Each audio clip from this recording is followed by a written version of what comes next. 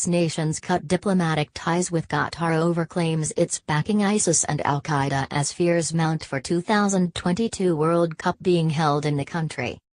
Qatar on Monday slammed the decisions of 6 nations to sever ties with it, saying they were unjustified and aimed to put Doha under political guardianship.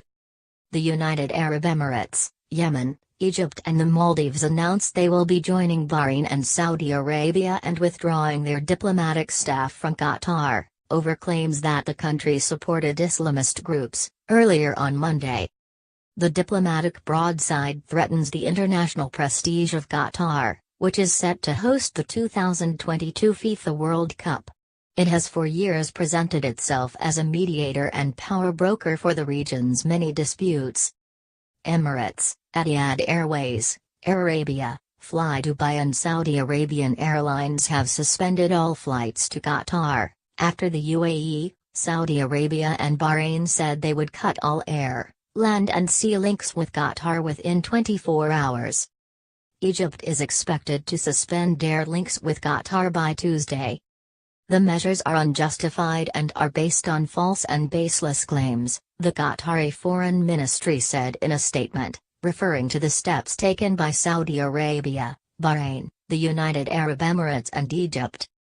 The aim is clear, and it is to impose guardianship on the state. This by itself is a violation of Qatar's sovereignty as a state, Qatar added. As organizers work to plan the upcoming 2022 World Cup in Qatar, a FIFA spokesperson refused to comment to Mail Online when asked if the event would be moved. FIFA is in regular contact with the Qatar 2022 Local Organizing Committee and the Supreme Committee for Delivery and Legacy handling matters relating to the 2022 FIFA World Cup, the spokesperson said. We have no further comments for the time being. It wasn't immediately clear how the cutting of ties would affect Qatar Airways, one of the region's major long-haul carriers, though the airline suspended all flights to Saudi Arabia on Monday. Abu Dhabi's state-owned Etihad Airways said it would suspend all flights to and from Doha from Tuesday morning until further notice. Etihad, which operates 4 return flights to Doha daily, said the measure will be in place until further notice. Other carriers from the 3 Gulf countries are likely to announce similar measures. The United Arab Emirates and Saudi Arabia have also stopped exports of white sugar to Qatar, in the first sign that the diplomatic crisis is hitting food trade, trade sources said on Monday. Qatar is dependent on the UAE and Saudi Arabia for its white sugar imports, which are estimated at less than 100,000 tons annually. Consumption is higher during the Muslim holy month of Ramadan, which is currently being observed. The announcement that 6 countries have severed diplomatic ties could lead to food shortages in Qatar, analysts have warned.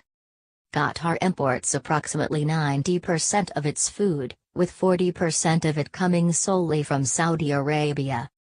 There will be shortages of food, certain things will be hard to find, Christian Henderson, a Middle Eastern food expert at SOAS University in London, told Gulf News.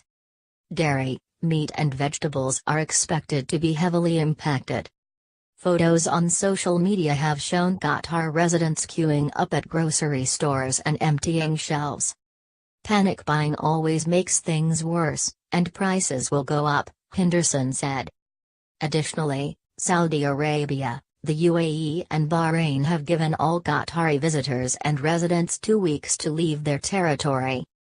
Doha Airport, along with airports in Dubai and Abu Dhabi, have become major hubs after Emirates, Etihad and Qatar Airways seized a significant chunk of transcontinental travel on routes linking Western countries with Asia and Australasia. Saudi Arabia also said Qatari troops would be pulled from the ongoing war in Yemen. Qatar is also home to the sprawling Al Udeid Air Base, which is home to the U.S. Military Central Command and some 10,000 American troops. It wasn't clear if the decision would affect American military operations. Central Command officials did not immediately respond to a request for comment. Bahrain blamed Qatar's media incitement, support for armed terrorist activities and funding linked to Iranian groups to carry out sabotage and spreading chaos in Bahrain for its decision. Other countries issued similar statements. The decision comes after Qatar alleged in late May that hackers took over the site of its state-run news agency and published what it called fake comments from its ruling emir about Iran and Israel.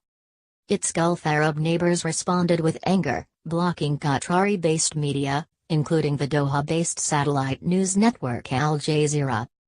Qatar embraces multiple terrorist and sectarian groups aimed at disturbing stability in the region, including the Muslim Brotherhood, ISIS, Islamic State, and Al-Qaeda, and promotes the message and schemes of these groups through their media constantly, the Saudi state news agency SPA said. Some Egyptian banks halted dealings with Qatari banks on Monday, 4 Cairo-based bankers said. Egypt's action, announced in the early hours of Monday, was coordinated with similar moves by Saudi Arabia, the United Arab Emirates and Bahrain. Egypt did not say if the measure includes a halting of trade with Qatar, and the Trade Ministry did not immediately respond to questions on this. The 4 bankers said the halting of transactions with Qatari banks came on internal orders from management at their banks, and excludes the opening of letters of credit required for imports. Some banks have stopped accepting Qatari currency while others are halting some treasury transactions, the bankers said. There had been no official communication to banks from the Central Bank of Egypt on the split, the bankers said, and the central bank did not immediately respond to requests for comment. Bankers at 3 other lenders said they had not received any orders and that it was business as usual so far. Yemen's internationally recognized government cut ties with Qatar on Monday, accusing it of working with its enemies in the Iran-aligned Houthi movement, state news agency Saba reported. Qatar's practices of dealing with the Houthi, Qumiltis and supporting extremist groups became clear, the government said in a statement. It added that Yemen supported a decision by a Saudi-led coalition fighting for more than 2 years to oust the Houthis from the capital Sana'a to remove Qatar from its ranks, announced earlier on Monday. The Maldives said later on Monday it was severing diplomatic ties with Qatar. The Maldives took the decision because of its firm opposition to activities that encourage terrorism and extremism, the government of the tiny Indian Ocean archipelago nation said in a statement. Despite its reputation as a tourist paradise, the largely Muslim Maldives is struggling with a large number of youths enlisting to fight for Islamic State in the Middle East. Saudi Arabia's King Salman had been due to visit the island chain of 400,000 people on a month-long tour of Asia this year, but postponed the trip due to an outbreak of flu there. The Maldives government said in March a planned multi-billion-dollar, Saudi-funded investment project on one of its atolls would focus on high-end tourism, and rejected opposition claims that the islands would be sold to the government of Saudi Arabia. Libya's eastern-based government has followed regional allies in cutting diplomatic ties with Qatar, its foreign minister, Mohamed Dari, said on Monday. The government, which sits in the eastern city of Bayda, has little authority within Libya. It is appointed by a parliament that also sits in the east and is aligned with powerful military commander Khalifa Haftar. They have spurned a UN-backed, internationally recognized government in the capital, Tripoli. The eastern-based government's announcement came after Saudi Arabia, Egypt, the United Arab Emirates and Bahrain severed ties with Qatar, accusing it of supporting terrorism. Iran called on Qatar, Saudi Arabia and other Gulf Arab states to resolve disputes through diplomacy and said any heightened tension would not help to resolve the crisis in the Middle East, state TV said on Monday. To resolve regional disputes and the current dispute, they should adopt peaceful methods, transparent dialogue and diplomacy, Foreign Ministry spokesman Bahram Qasmi said. No country in the region will benefit from the heightened tension. Qasmi said increased tension among its southern neighbors is not to the benefit of any governments in the region and threatens the interests of all at a time when the world was suffering widespread terrorism and extremism. Shiite Iran has had no diplomatic ties with most of the mainly Sunni Gulf states since 2016, when Arab nations followed Saudi Arabia in severing relations after protesters torched its missions in the Islamic Republic. Using sanctions in today's integrated world is inefficient, to be condemned and unacceptable, Ghasmi added of Qatar's neighbors closing all land, sea and air links with it. Protecting the national sovereignty of independent governments, avoiding interference in their internal affairs and respecting recognized international borders are internationally recognized and fundamental rights which must be respected by all sides. Iran's Foreign Minister Mohammad Javad Zarif on Monday also urged Qatar and neighboring Gulf Arab countries that have severed diplomatic ties with it to engage in dialogue to resolve their dispute. Neighbors are permanent, geography can't be changed. Coercion is never the solution. Dialogue is imperative, especially during blessed Ramadan, Zarif tweeted, referring to the Muslim month of fasting. He also phoned his counterparts in Turkey, Indonesia, Iraq and Oman to discuss the latest regional developments. In a similar move, Turkey's Foreign Minister Mevlut Cavusoglu said on Monday he was saddened by a rift between Qatar and other Arab states, and called for dialogue to resolve the dispute. We see the stability in the Gulf region as our own unity and solidarity, Cavusoglu told a news conference. Countries may of course have some issues, but dialogue must continue under every circumstance for problems to be resolved peacefully.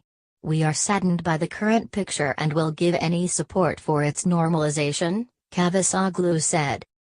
Qatar long has faced criticism from its Arab neighbors over its support of Islamists.